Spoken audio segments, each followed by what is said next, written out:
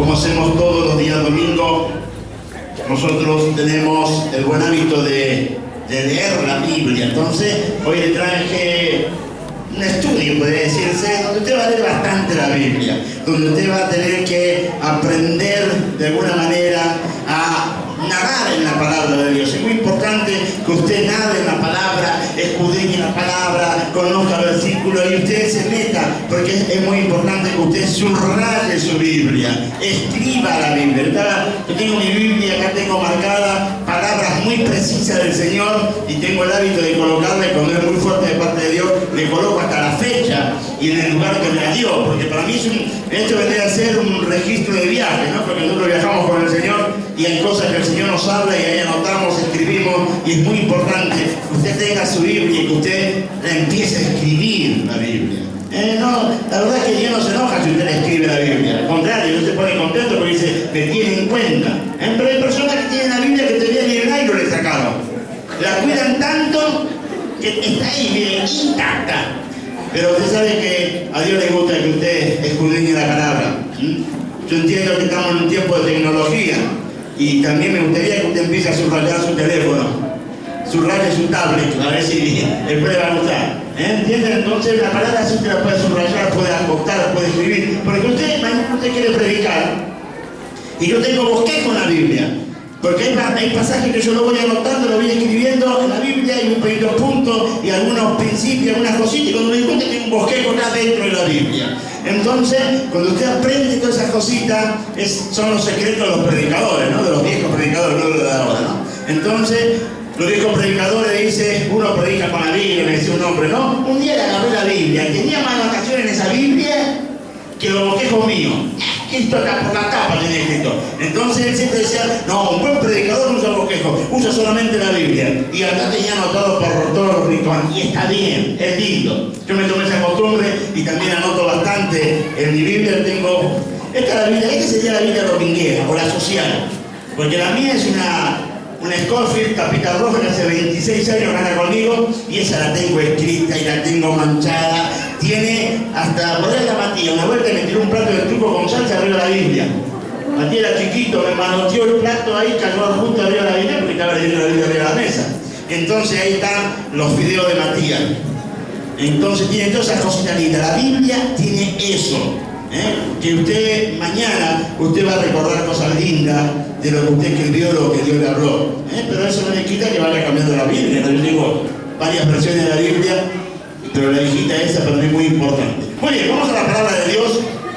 Ya estamos en el aire y como decimos siempre de acá de la ciudad de González Catán, provincia de Buenos Aires, República Argentina, le da un fuerte aplauso a todos aquellos que nos sintonizan todos los domingos a través de El Gigante FM, una radio de altura. Usted sabe que gracias al Señor esta emisora es sintonizada en cualquier cantidad de países, porque pues nos escriben y nos dicen que nos escuchan en Perú, en Los Ángeles, en Colombia, en Barranquilla, que en los lugares donde tenemos unos amigos muy buenos, y en Ecuador, y en varios lugares de Alemania nos escribieron unos argentinos que sintonizan este programa. Entonces es muy importante. Usted cree y piensa que este mensaje es solamente para Catán. No, este mensaje se desparrama por todo lado, porque gracias a Dios, a la FM que sale por internet, muchas personas hoy están siendo bendecidas. Y luego lo ven en diferido a través del Gigante TV, un canal también de mucha bendición, que muchísima gente me llaman y me felicita por el programa o nos felicita por el canal, porque ven películas, videos, predicaciones y un montón de cosas. Y todos los días vamos en proceso de ir mejorándolo.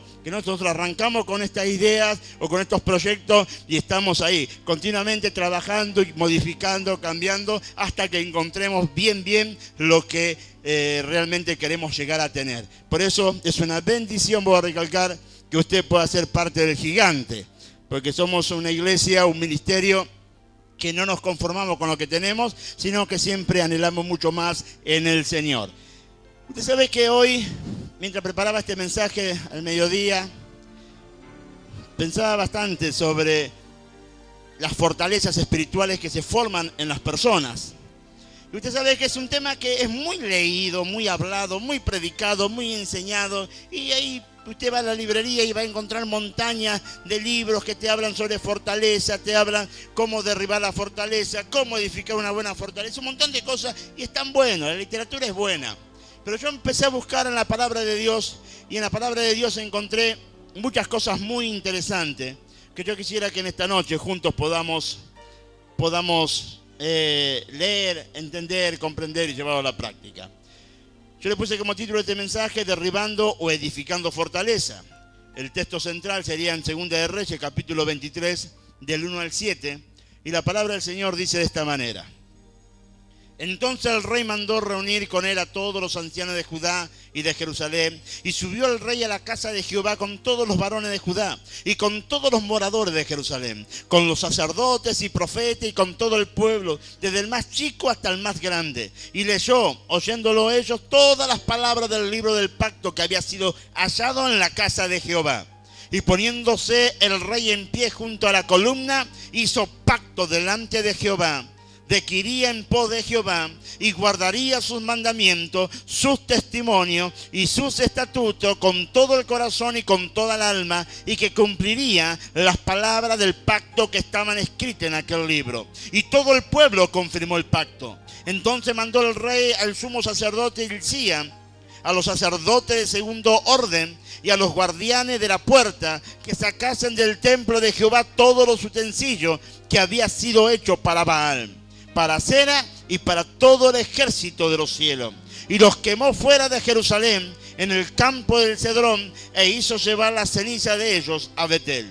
Y quitó a los sacerdotes idólatras que habían puesto los reyes de Judá para que quemasen incienso en los lugares altos, en las ciudades de Judá y en los alrededores de Jerusalén, y asimismo a los que quemaban incienso a Baal, al sol y a la luna y a los signos del zodíaco, y a todo el ejército de los cielos. Hizo también sacar la imagen de acera fuera de la casa de Jehová, fuera de Jerusalén, al valle del Cedrón, y la quemó en el valle del Cedrón, y la convirtió en polvo, y echó el polvo sobre los sepulcros de los hijos del pueblo.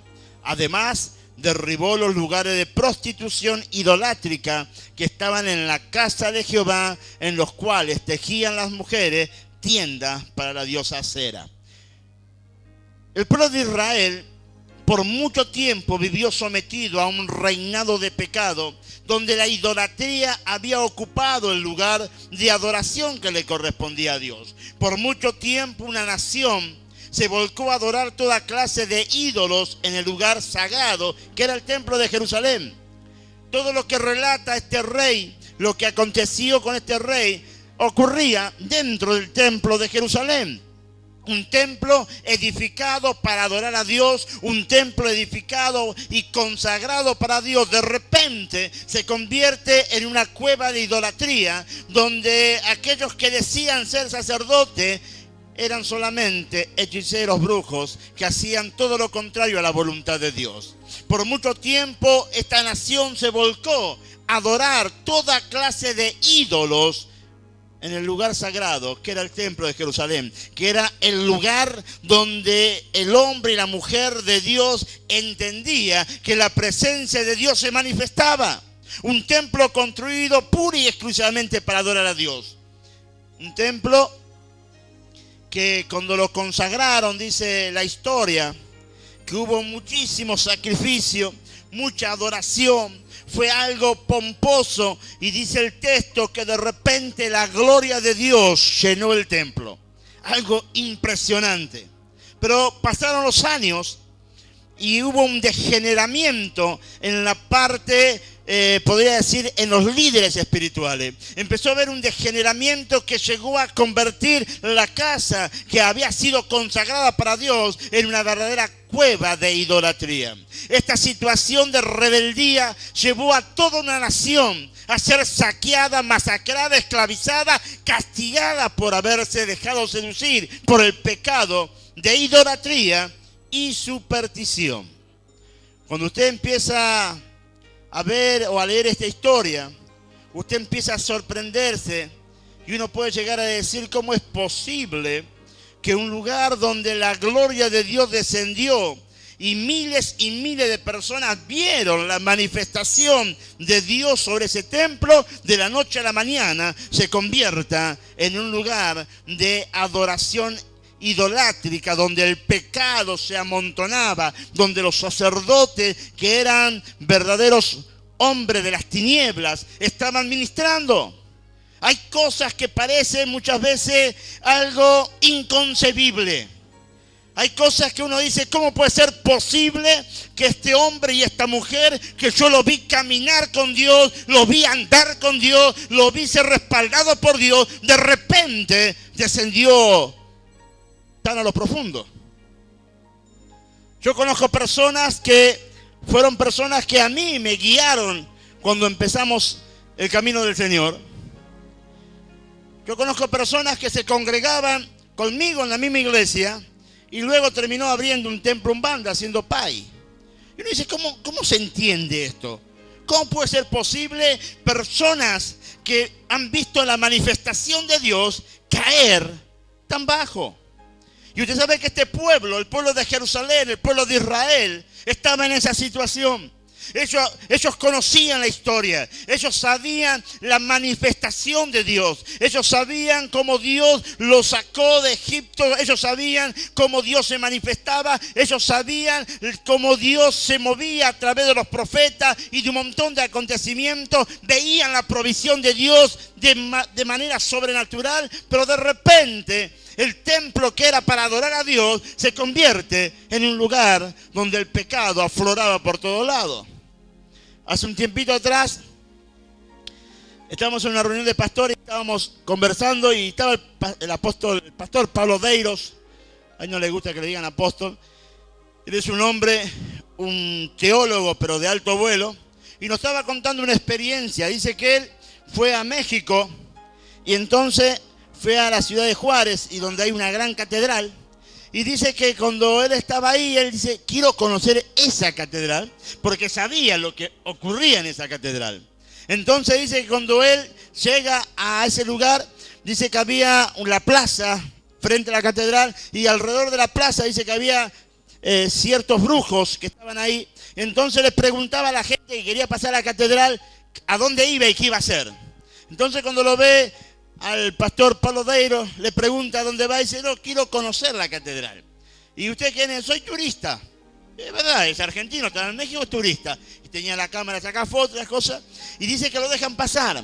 Cuando entra a la catedral, dice que fue impactante ver en cada parte de la nave de la iglesia, veía altares de diferentes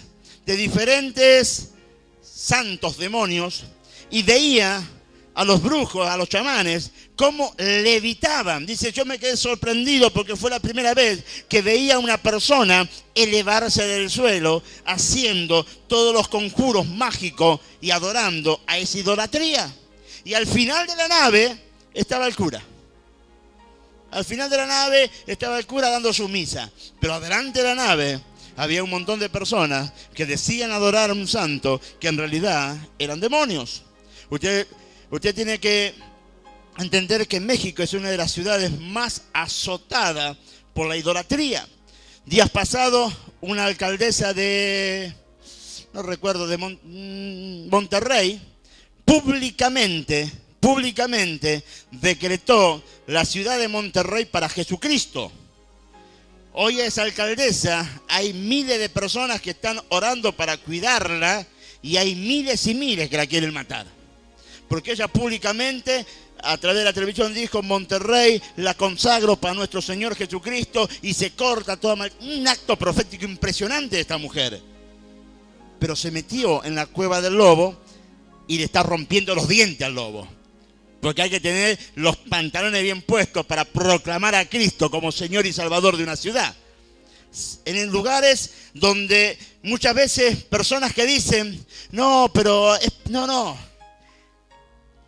hagas o no hagas, el diablo te quiere devorar. Entonces, si te quedas sentadito mirando el techo, el diablo te come más despacito. Pero si te pones a guerrear y te pones a pelear por lo que amás y por lo que querés, el diablo sabe que aquí no hay ningún dormido. Aquí hay un hombre despierto, una mujer despierta, que sabe contra quién está batallando y sabe quién es el verdadero ganador. Entonces, muchas veces uno se pone a pensar y dice, ¿por qué hay situaciones tan desfavorables para el hombre y la mujer de Dios? Y a través de esta noche, a través de varios pasajes bíblicos, usted va a encontrar cuáles son las puertas que provocan fortaleza en muchas vidas. Hay una gran masa de gente que vive sometida a una fortaleza espiritual donde la pobreza, la miseria espiritual, las plagas de diferentes índoles continúan azotando a familias enteras.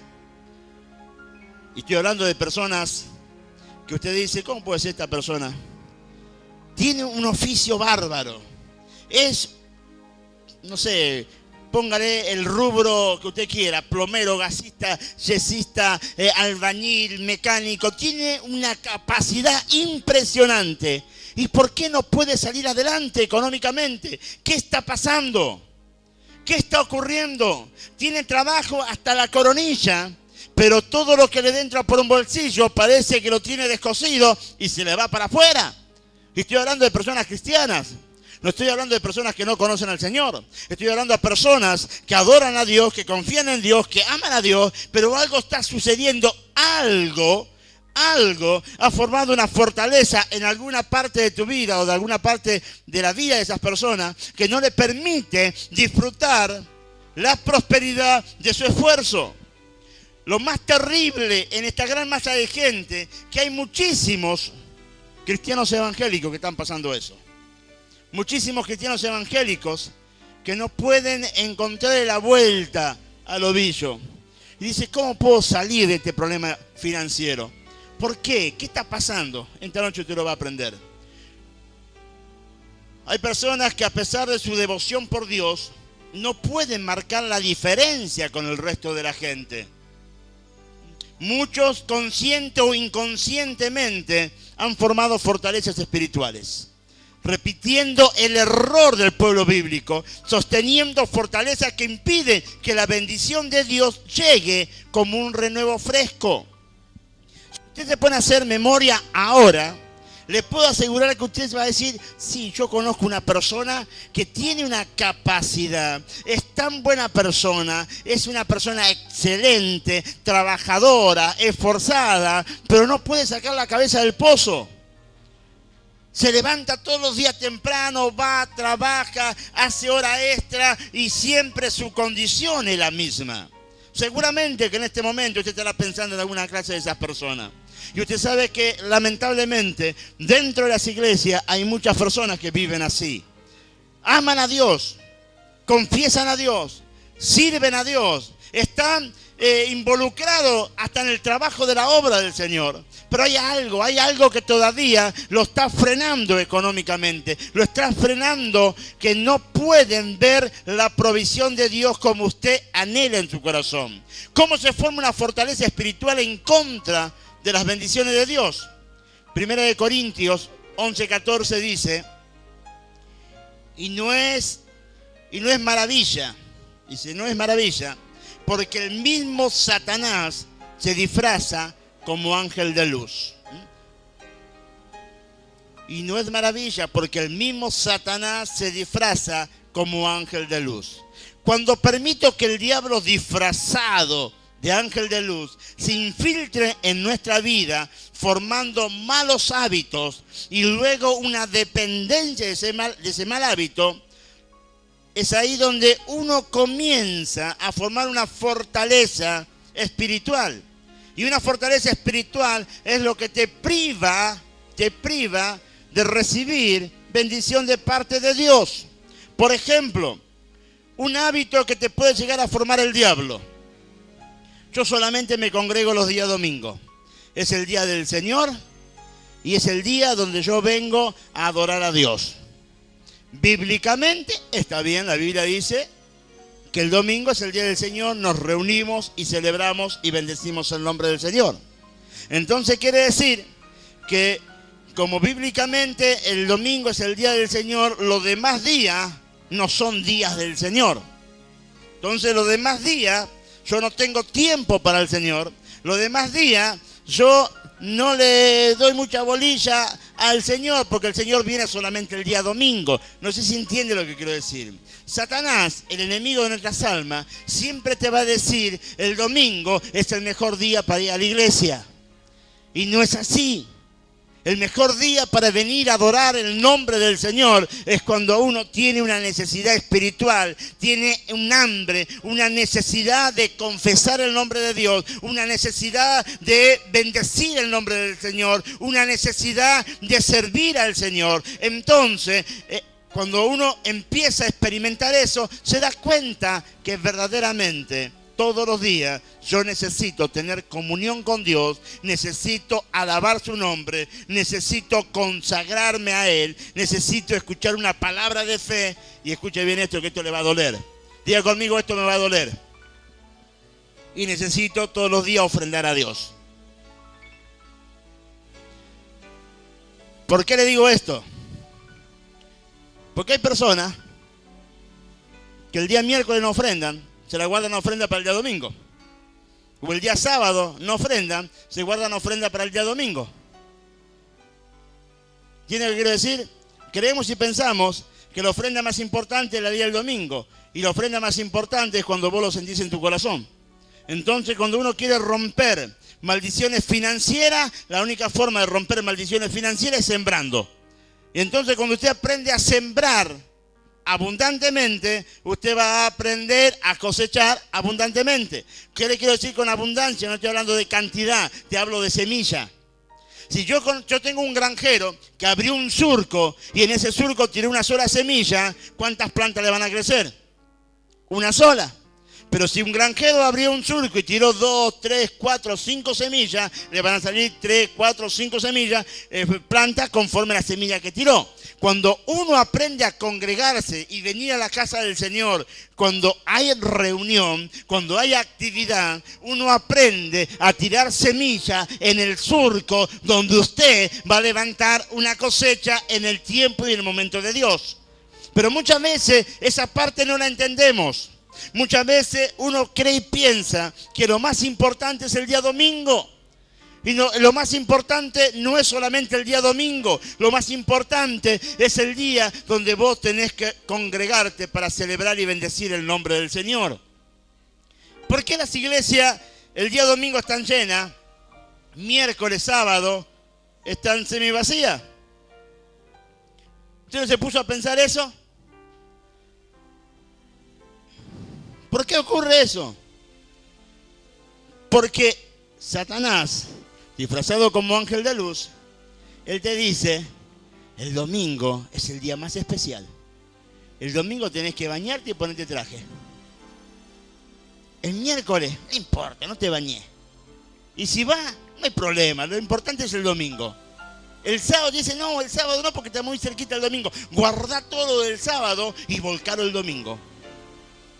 Porque Satanás sabe cómo trabaja. Satanás sabe por dónde meterse.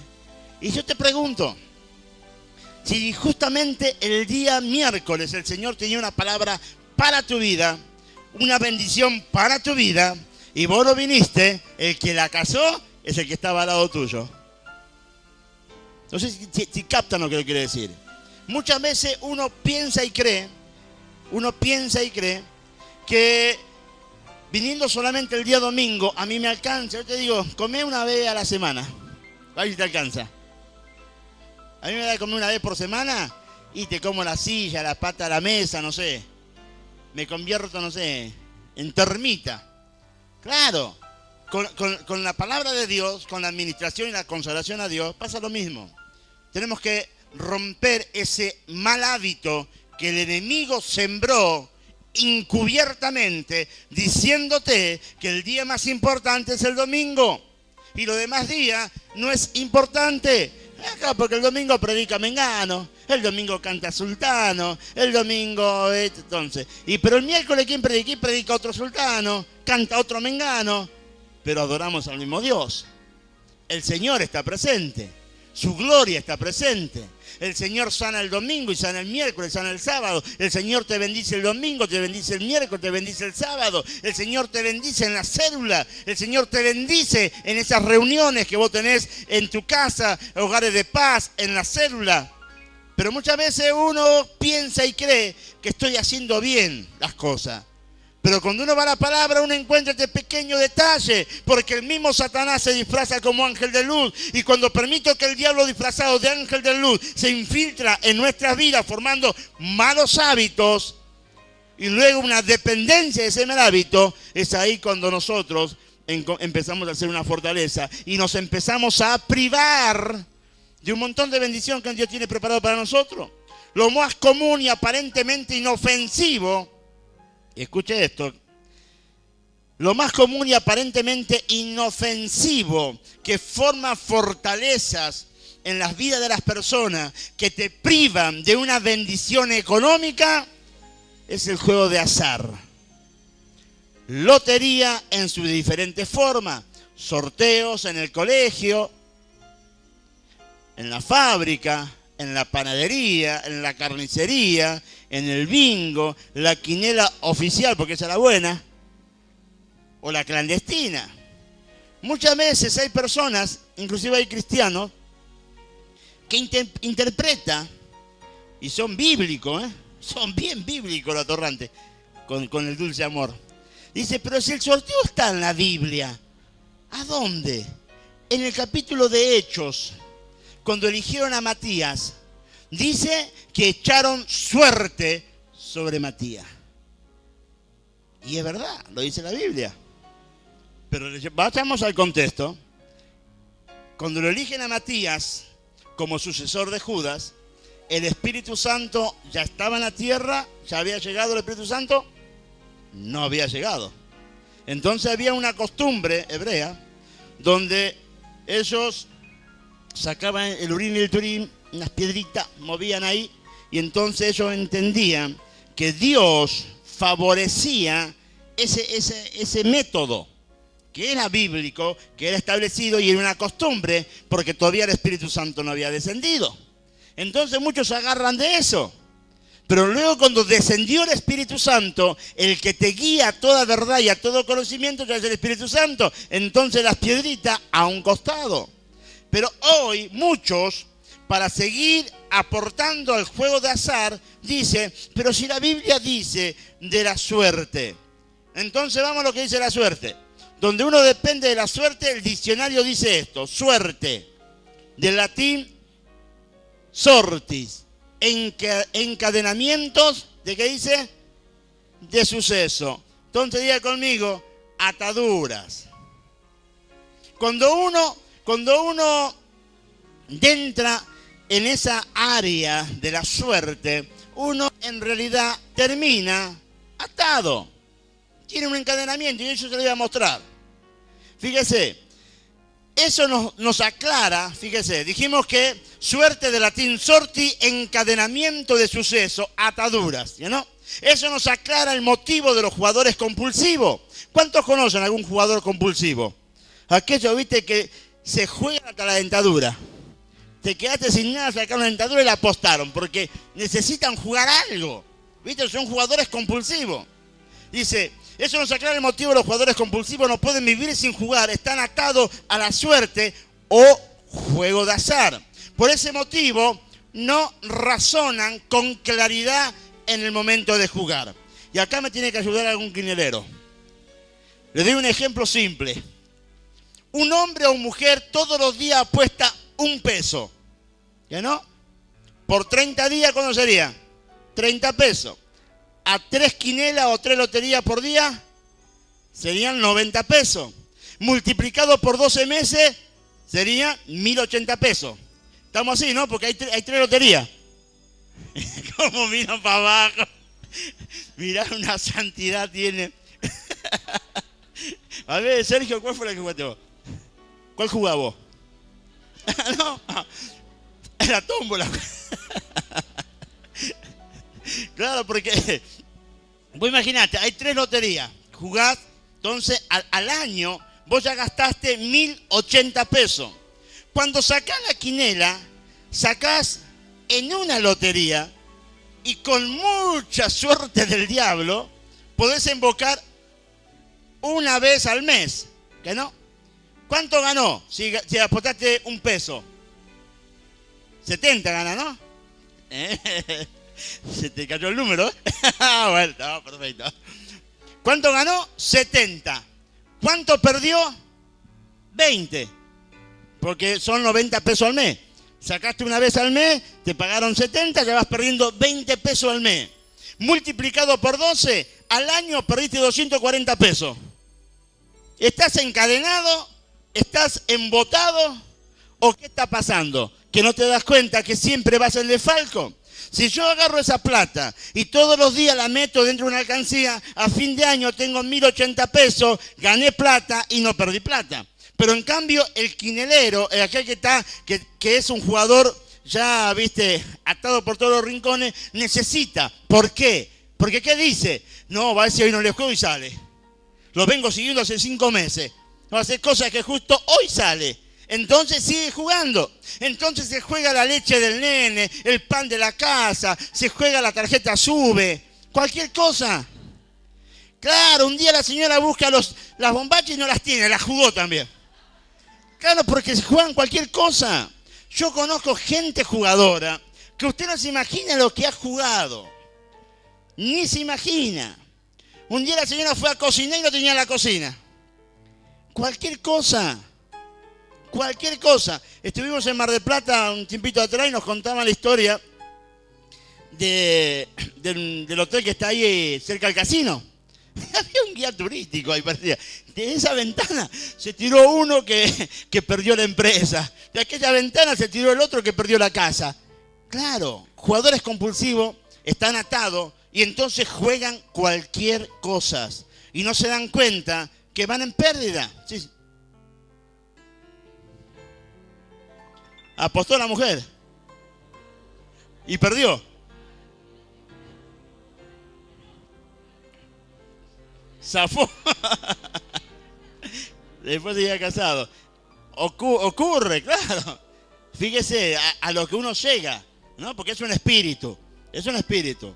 Entonces, ¿qué quiere decir? Que muchas veces hay pequeñas cosas que te atan financieramente y te hacen perder la bendición cuando uno se enganchó en el juego de azar. El sorteo en el colegio, no, la nena me trajo 5 numeritos para el sorteo, pero como es para el viaje de egresado, tenemos que comprarlo. Ah, para la moto. ¿Qué dice Corintio? Que el diablo se disfraza como ¿qué? Como un ángel de luz. Es tan tierno, es para ayudar a los nenes. Es tan tierno. Nosotros normalmente cuando viene la Ariana o los chicos venían con los números del sorteo del colegio, lo que hacíamos con los números era dárselo a la maestra, que lo venda a otro y darle esta plata que ayudamos para el viaje. Pero no compartimos el juego. ¿Entiendes lo que quiero decir? Porque es sorteo. Vos vas a comprar en la panadería, en la carnicería, donde sea, te dan el número para el sorteo. Uno que hace, que Dios me bendiga. Que no, es así. Después está el sorteo en medio de la calle y vos ves a los cristianos que están arrodillados orando delante de que sortea. ¿Viste? Claro, y no entiendes que es sorteo, atadura. Atadura. Y cuando estás atado en esa línea, te puedo asegurar que las finanzas te las devora el diablo. Las finanzas te las lleva el diablo. Porque eso tenemos que entender que hay pequeñas cosas que parecen tontas, pero matemáticamente te dicen que un jugador compulsivo siempre va en pérdida a pesar que sea que ligue una. A fin de año, esa persona perdió bastante plata. Pero también hay otras pequeñas cosas. Hay cosas tan simples que muchas veces parece una tontería detenerse a pensar en eso. Satanás, vestido como ángel de luz, logró envolverte. ¿Cuántas personas se postran delante de una torta y piden 3 deseos? 3 deseos. Entonces uno se postra delante de la torta y dice San Torta, que tiene los cachetes todos de crema, tus ojos son 2 guindas, tu boca es una almendra.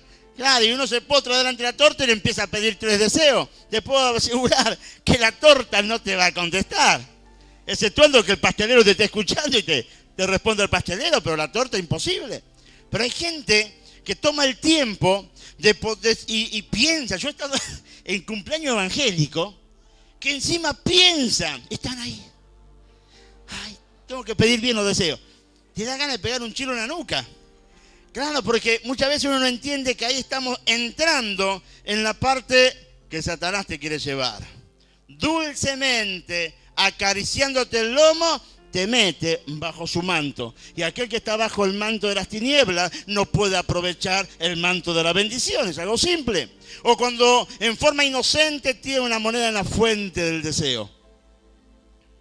Acá no ocurre. ¿Quién va a tirar? ¿Dónde hay una fuente de deseo por acá? Le vamos a juntar las monedas. ¿Dónde había? En Luján había una, creo. ¿A dónde hay? En el Tigre, tira Marcelo. ¿Dónde?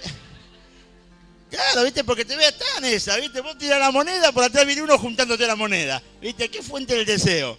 ¿Viste? O cuando mira una estrella fugaz. ¿Viste? Cayó una estrella, ¿viste? Y ya enseguida, ¡ay! ¿Viste? Empiezan a pedir cosas. Y son pequeñas cosas que uno dice, pero eso no hace mal a nadie. Más vale que no hace mal a nadie, te hace mal a vos. Porque vos le estás abriendo una puerta al ocultismo, le estás abriendo una puerta al azar.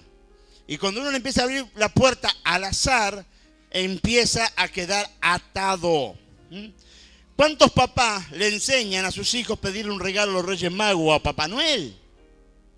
Inconscientemente le están enseñando a idolatrar a personajes que en muchos lugares son motivo de culto. Se los consideran santos: Santa Claus, San Nicolás, San Baltasar, San Gaspar y San Melchor. Son santos. Y muchas veces uno dice y piensa, ¿de dónde salió eso? Eso sale de una línea ortodoxa católica. Buscá de entrada por internet y poner los nombres de esto y te van a decir los países donde son santos patronos. Y uno acá le enseña, hay mucho movimiento en el fondo, por favor. Entonces uno le enseña, muchas veces inconscientemente a los hijos, a que depositen su fe y su confianza en Papá Noel o los Reyes Magos. Y entonces le dice, si te portás bien, Papá Noel o los Reyes Magos te va a traer un regalito. En vez de darle a usted un regalo todos los días, o toda la semana, o todos los meses, porque durante el mes se portó bien, y usted le dice, este regalo es de tu papá y de tu mamá, porque vemos tu esfuerzo, el chico dice, es negocio hacer las cosas bien delante de papá y mamá. Porque después el día de mañana estos chicos inconscientemente lo vas a encontrar con su corazón latiendo de expectativa, y que venga Santa Claus, que venga Papá Noel, que venga los Reyes Magos. Y últimamente en Barrio Independencia los Reyes Magos lo mataron. Sí, pues sacaron la zapatilla afuera y se la robaron. No, ya no hay, ¿viste? Entonces hay cosas que uno tiene que ser consciente. Si en la Biblia no se menciona nombre, ¿quién le puso nombre a Santa Claus, San Nicolás, San Baltasar, San Gaspar y San Melchor? Viene de una línea católica ortodoxa. Entonces, cuando me postro ante una torta, una fuente del deseo, una estrella fugaz, para que me conceda un deseo, o cuando llevo a mis hijos a que esperen en los Reyes o Papá Noel para recibir un regalo por haberse portado bien, sacado buenas notas, haber hecho las cosas correctamente, lo que estoy haciendo es enseñarle a que depositen su confianza en algo que Dios dice, no se postrarán ante dioses paganos. Simple. Muchas veces, y después está la otra, ¿no? Tenemos que ser... Papá Noel, los Reyes Magos, es un gran invento comercial donde se despluma a media Argentina o a medio continente, ¿no? Juan nos enseña cómo el Señor Jesús nos dejó establecido la forma de pedir. Él no dice pídale a Santa Claus, pídale a Papá Noel, pídale a los Reyes Magos. No, fíjese cómo dice Juan capítulo 14 del 13 al 14. Dice, cualquier cosa que ustedes pidan en mi nombre, en el nombre de Jesús, yo la haré. Así será glorificado el Padre en el Hijo. Lo que pidan en mi nombre, yo lo haré. ¿Pero en qué nombre tenemos que pedir? En el nombre de nuestro Señor Jesucristo. Cuando yo le pido al Padre en el nombre de nuestro Señor Jesucristo, mi Padre que está en los cielos me lo concede. Pero si yo no le pido al Padre por medio de su Hijo Jesús y estoy creyendo en un deseo, pedido o cualquier cosa, o dependo de la suerte para el juego de azar, estoy transgrediendo una ley de Dios. Y transgredir una ley de Dios, obviamente, acarrea un castigo, acarrea una corrección, acarrea en cierta manera un buen tirón de oreja. Fíjese lo que dice Éxodo capítulo 20. Éxodo capítulo 20, versículo 4 al 6 dice: no te hagas ningún ídolo, ni nada que guarde semejanza con lo que hay arriba en el cielo, ni con lo que hay abajo en la tierra, ni lo que hay en las aguas debajo de la tierra. No te inclines delante de ellos ni los adores. Yo, el Señor tu Dios, soy un Dios celoso. Cuando los padres son malvados y me odian, yo castigo a sus hijos hasta la tercera y cuarta generación. Por el contrario, cuando me aman y cumplen mis mandamientos, les muestro mi amor por 1000 generaciones. Este versículo es impactante. Si usted lo analiza, usted fíjese que la persona que no obedece a Dios, que va en contra de Dios, obviamente el padre es cabeza de la familia. Si el padre no ama a Dios, no se juega por Dios, no pretendamos que los hijos se jueguen por Dios. Entonces va a acarrear una consecuencia. Pero en cambio dice el texto, versículo 6, por el contrario, cuando me aman y cumplen mi mandamiento, les muestro mi amor por 1000 generaciones. Está hablando de una bendición perpetua cuando el padre de familia, la cabeza de familia, tiene bien centrado a quién tiene que adorar, a quién tiene que servir y dónde tiene que estar puesto su corazón. Entonces, esa unción desciende sobre tu linaje. ¿Por qué? Porque el padre de familia intercede por los hijos.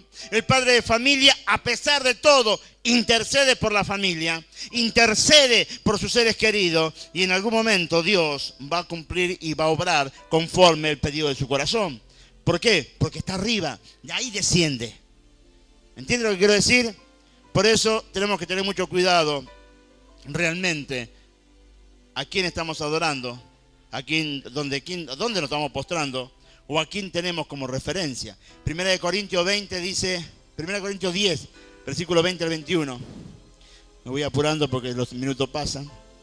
Dice: sino que cuando ellos ofrecen sacrificio, lo hacen para los demonios, no para Dios. Y no quiero que ustedes entren en comunión con los demonios. No puede beber de la copa del Señor y también de la copa de los demonios. No pueden participar de la mesa del Señor y también de la mesa de los demonios. ¿O vamos a provocar a celos al Señor? ¿Somos acaso más fuertes que Él? Cuando uno no obedece la palabra de Dios, cuando uno no se encuadra en los principios de Dios, muchas veces uno se pone como un desafiador, una persona que desafía a Dios. Y yo conozco personas que han desafiado a Dios. Y hoy conozco personas que han desafiado a Dios y Dios lo humilló tanto que tuvieron dos opciones: convertirse o directamente soportar el castigo de parte del Señor. Porque muchas veces el hombre o la mujer se pone en soberbio. Esa soberbia es lo que ha formado Satanás sobre la vida de la persona, formando una gran fortaleza que no te deja ver lo que Dios quiere hacer con tu vida, no te deja ver el propósito de Dios sobre tu vida, y entonces no puedes disfrutar lo que Dios ha preparado para tu vida. A Satanás no le importa darte el premio mayor de la lotería o darte ese deseo que pediste, porque son cosas temporales. A Satanás solo le interesa tu alma. Él quiere tu alma y tenerte encarcelado eternamente. Si vos imaginate, a Satanás no tiene ningún drama en decirte: bueno, te ganaste $1.000.000, jugá al bingo y te ganaste $1.000.000. No tiene ningún problema. Él te lo puede dar, porque a lo que le interesa es tu alma, porque el cuerpo tiene un periodo de vida. ¿Cuánto puede vivir una persona? ¿Cuántos años vas a vivir, Juan? 90 años, yo 103, te gané por 13. Entonces, entre los 90, 100 años, 110 años, que no, con un poco de formol, podemos vivir. ¿Que no? Y después te moriste. ¿Y a dónde vas a parar? Al cementerio. El polvo vuelve al polvo. Pero tu alma es eterna. ¿Vos creés que a Satanás le interesa tu cuerpo? Le interesa tu alma. Y a Satanás no tiene ningún problema decirte: te ganaste la lotería, te ganaste el bingo, te ganaste el primer premio. No tiene ningún problema si a él le interesa engañarte y atarte por toda la eternidad. Segunda de Corintios 2:11 dice, para que Satanás no se aproveche de nosotros, pues no ignoramos sus artimañas. No ignoramos. Pero ¿quién no ignora?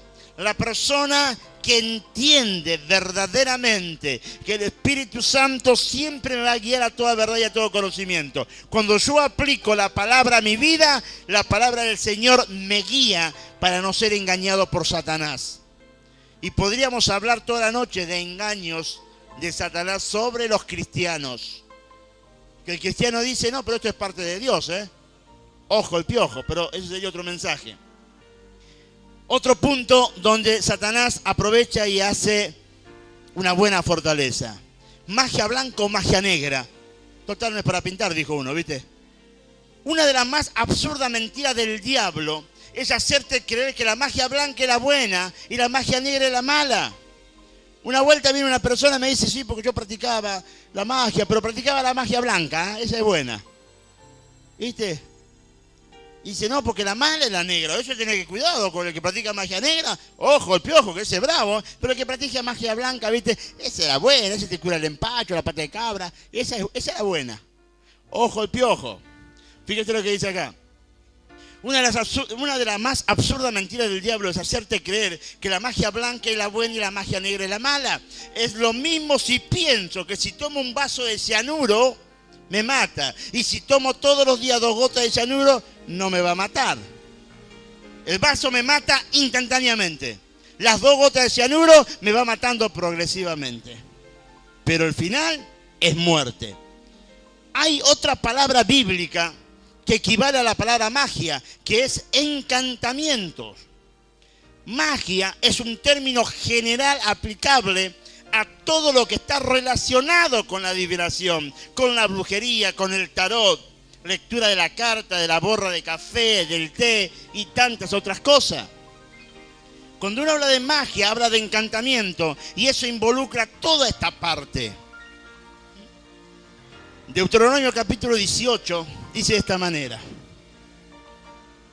nadie entre los tuyos deberá sacrificar a su hijo o hija en el fuego, ni practicar adivinación, brujería o hechicería, ni hacer conjuros, servir de medium, espiritista o consultar a los muertos. Cualquiera que practique esta costumbre se hará abominable ¿a quién? Al Señor. Al Señor. ¿Quién practica hechicería acá? Ninguno. ¿Quién practica adivinación? Ninguno. ¿Quién lee las manos? Ninguno. Hay alguno que está haciendo así. Porque hay pequeñas cosas que uno inconscientemente la practica o inconscientemente escucha. Yo conozco una vuelta, estaba tomando un café, quedó ahí el poco de café. Estaba uno que miró así, hizo. Cuando dijo, se lo saqué pero lo tomé. No diga más Claro, cristiano, cristiano. Porque hay personas, viste, que todavía no entienden para qué lado patean.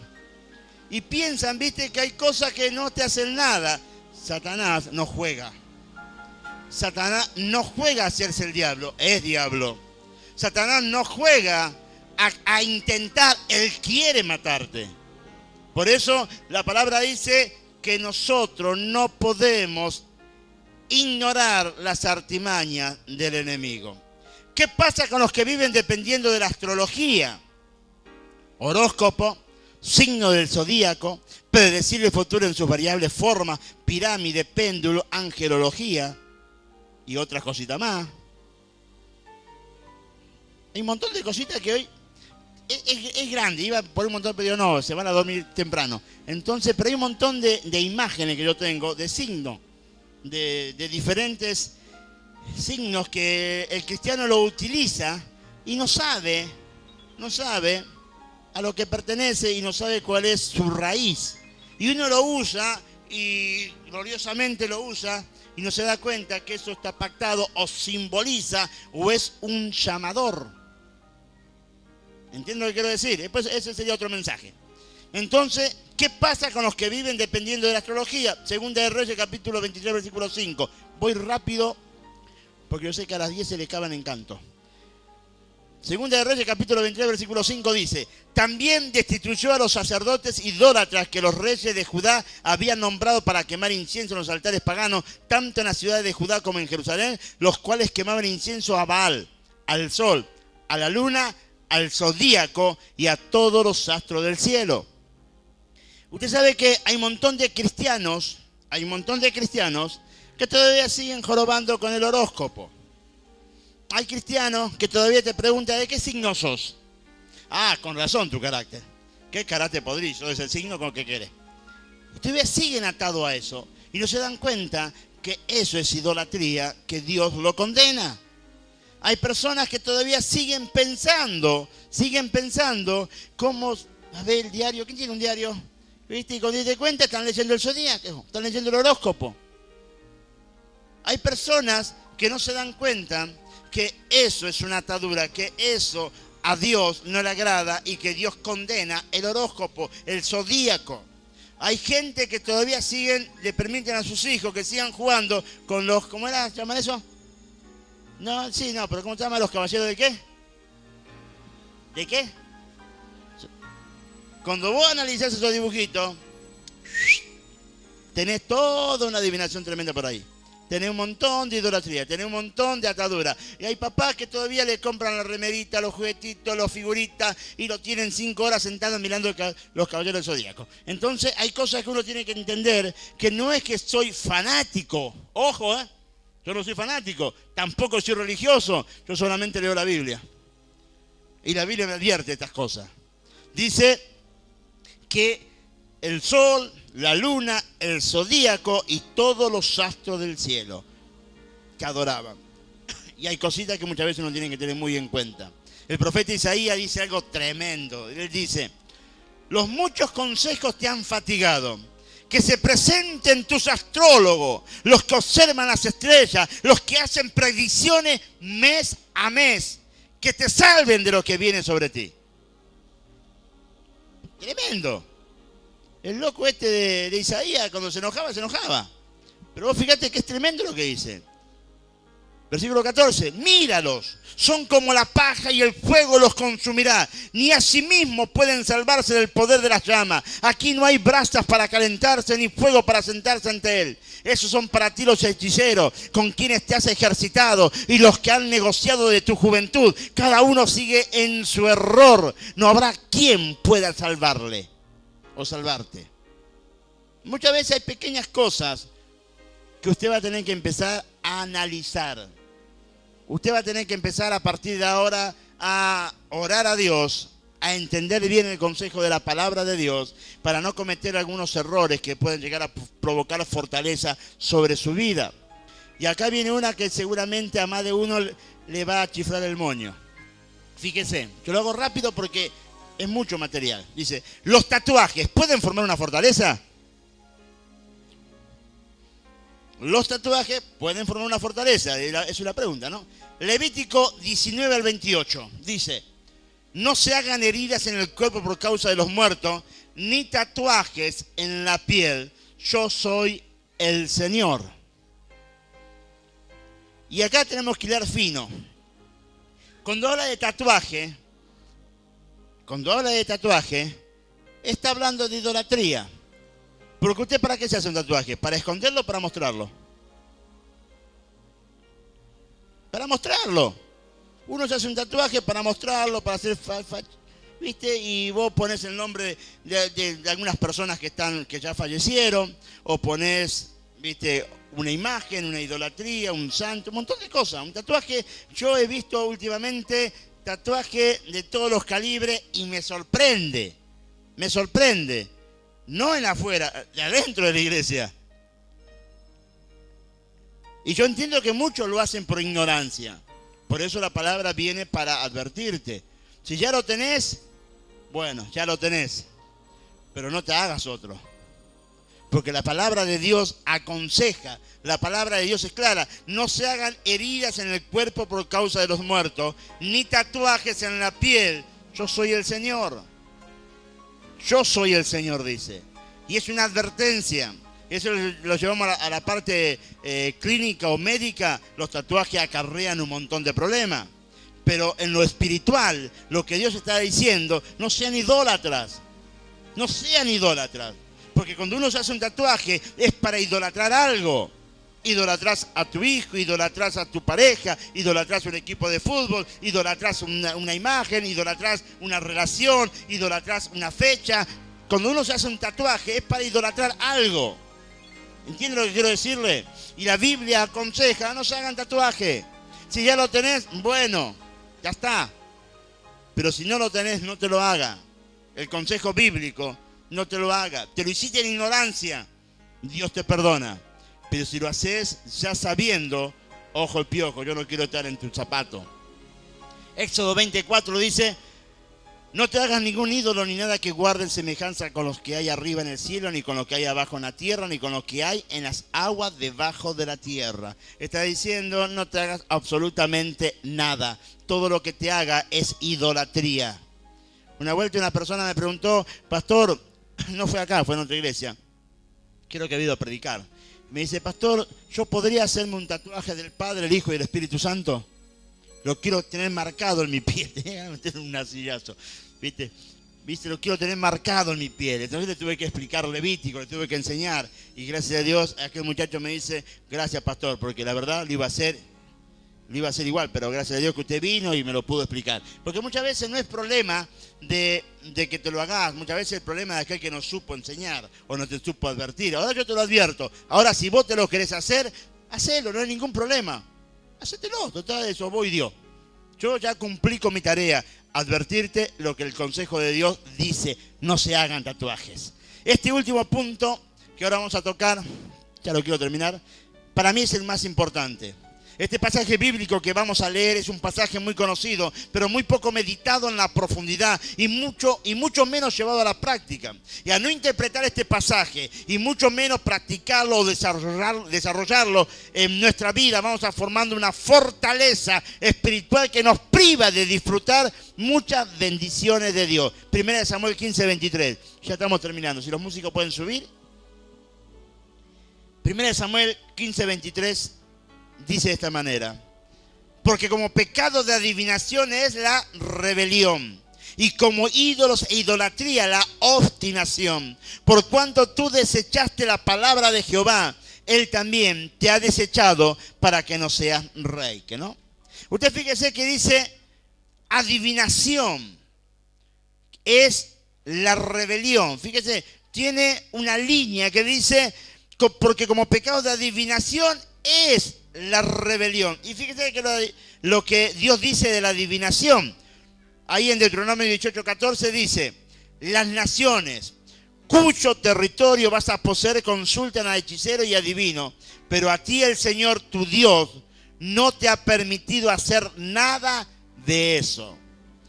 Adivinación igual a rebelión. Rebelión es todo aquello que se opone a la buena voluntad de Dios. La adivinación se opone a Dios, es el polo opuesto. ¿Por qué? Nosotros tenemos profecía, el diablo tiene adivinación, es el polo opuesto. Entonces la adivinación siempre va en contra del propósito o la voluntad de Dios. Es el polo opuesto, para que lo entienda más claro. Fíjese que todo aquel que no vive conforme a la palabra de Dios entra en un estado de rebeldía. ¿Por qué? Porque sabe lo que tiene que hacer, pero se rebela, se opone a obedecer a Dios. Ha formado una fortaleza de rebeldía contra la voluntad de Dios. No te estoy hablando contra la visión de la iglesia. No te estoy hablando contra la idea de un pastor. Te estoy hablando que se rebela contra la voluntad de la palabra. Cuando uno entró en un principio de rebeldía, conoce la verdad, pero no la practica. Y porque conoce la verdad y no la practica, está entrando en un principio de rebeldía que Dios lo pone como la adivinación. Y Dios condena la adivinación. Entonces quiere decir que la rebeldía también tendrá su consecuencia. La rebeldía también tendrá su corrección. La rebeldía es todo aquello que uno no cumple conociendo la palabra de Dios. La rebeldía es todo aquello opuesto al consejo bíblico.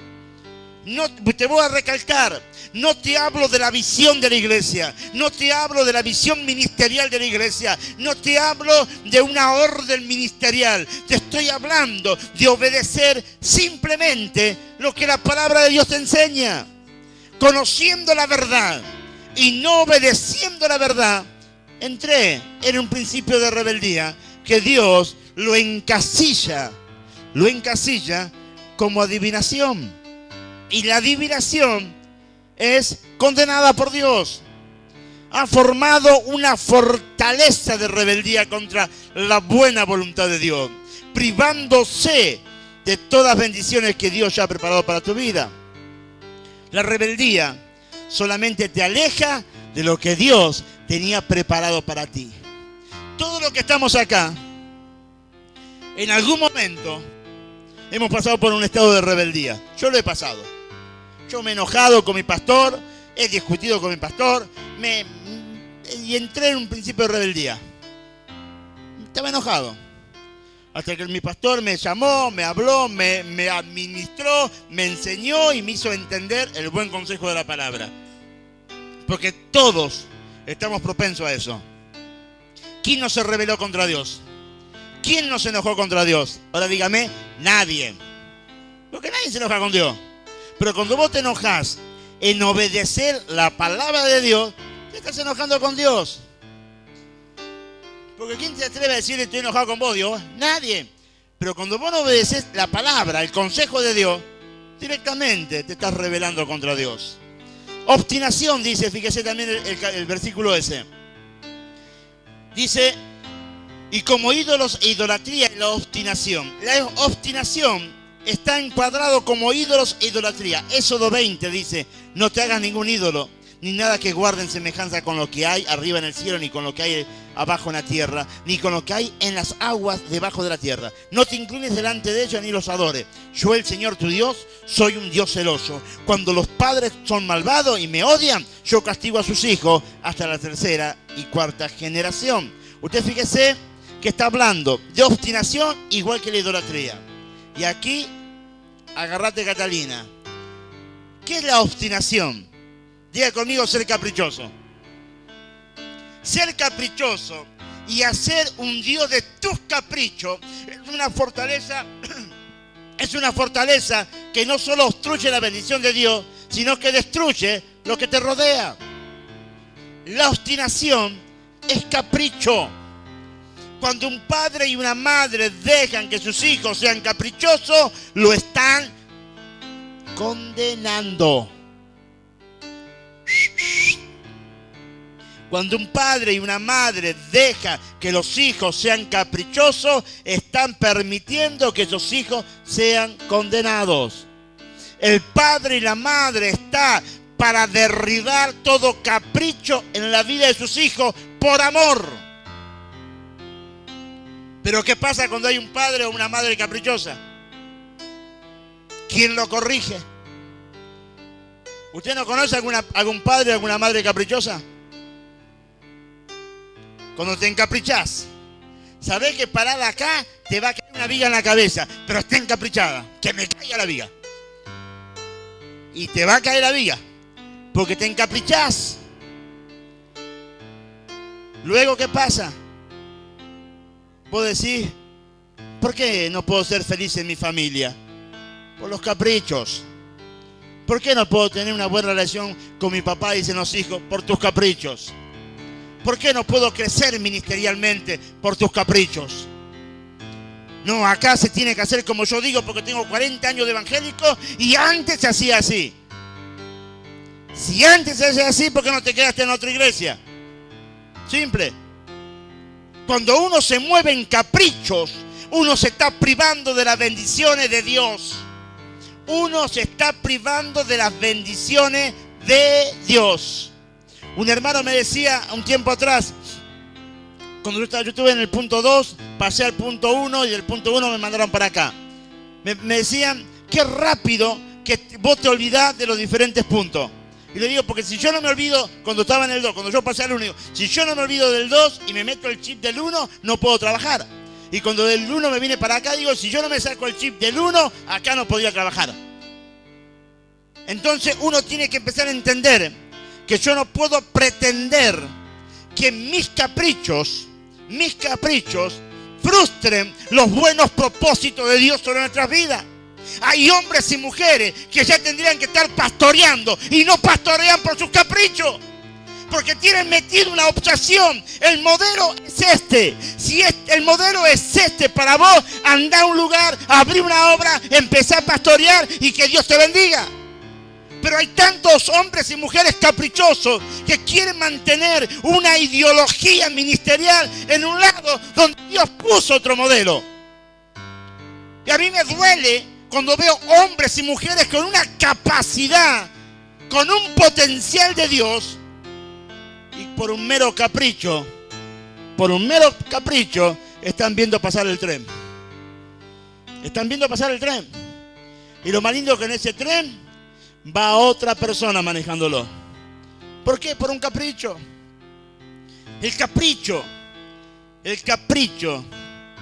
es lo que te priva muchas veces de recibir bendición de Dios hasta que te sobre y abunde. Estoy encaprichado, nadie me quiere, nadie me visita, nadie me entiende, nadie me comprende. Vivo sufriendo en este mundo tan doloroso. Eso es capricho. Eso es capricho. Estás encaprichado en dar lástima. Y Dios no bendice la lástima. Dios practica la misericordia, que es muy diferente. Hay personas que tendrían que estar hoy explotando financieramente, pero por un capricho no escucharon el consejo de Dios y hoy se están lamentando. Uno tiene que empezar a entender que Dios no aprueba el capricho. Dios aprueba la obediencia. Dios aprueba a aquel hombre y a aquella mujer que está dispuesto a despojarse de esas pequeñas cosas que te mantienen ahí atado para empezar a disfrutar lo que realmente Dios tiene preparado para tu vida. Cantar de los Cantares dice: atrapen a las zorras, esas zorras pequeñas que arruinan nuestros viñedos en flor. Tanto trabajaste para ver florecer tu ministerio, tanto trabajaste para ver florecer tu familia, tanto trabajaste para ver florecer tu negocio, y de repente por un capricho permitiste que las pequeñas zorras vengan y devoren todo. Basta de capricho, basta de obstinación. Aprendamos a ser dócil a la voz del Espíritu Santo. Cuando uno aprende a ser dócil a la voz del Espíritu Santo, te puedo asegurar que lo que parecía inalcanzable vendrá a tu mano. Lo que parecía imposible se tornará realidad. Lo que parecía lejano se acelerará. Y lo que parecía que lo habías perdido, lo vas a recuperar. Pero tú tienes que empezar a entender que el capricho Dios lo condena. La obediencia Dios lo bendice. Pero ¿por qué muchas veces permitimos que la rebelión, el capricho, la obstinación se ponga como corona sobre nuestra cabeza?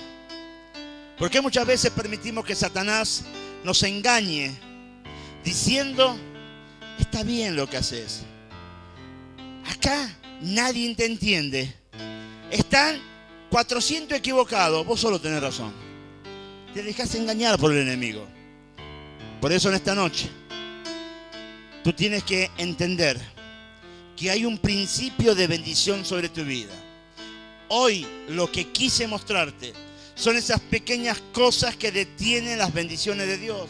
Hoy lo que Dios quiere es que reconozcamos esas pequeñeces que forman fuertes fortalezas espirituales. Que eviten, que tú puedas evitar en tu vida que el diablo te robe las bendiciones de Dios. Evitar que el diablo te robe lo que Dios ya ha destinado para tu vida. Hoy es el día de cortar, renunciar y empezar a formar una fortaleza, pero en Cristo Jesús, para poder recibir todas bendiciones espirituales, físicas y materiales. Jeremías dice: mis planes para ustedes solamente yo los sé, y no son para su mal, sino para su bien. Voy a darle un futuro lleno de bienestar. Es una promesa de Dios para aquellos que entendieron que en la obediencia está la bendición. Yo te invito a que te pongas de pie en esta noche.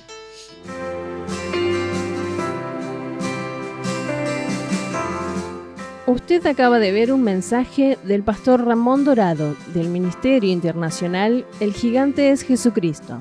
Para adquirir este u otro de nuestros mensajes, comuníquese al 54 02 202 45 41 55 o visite nuestro sitio web www.elgiganteesjesucristo.org. Con poder resucitar.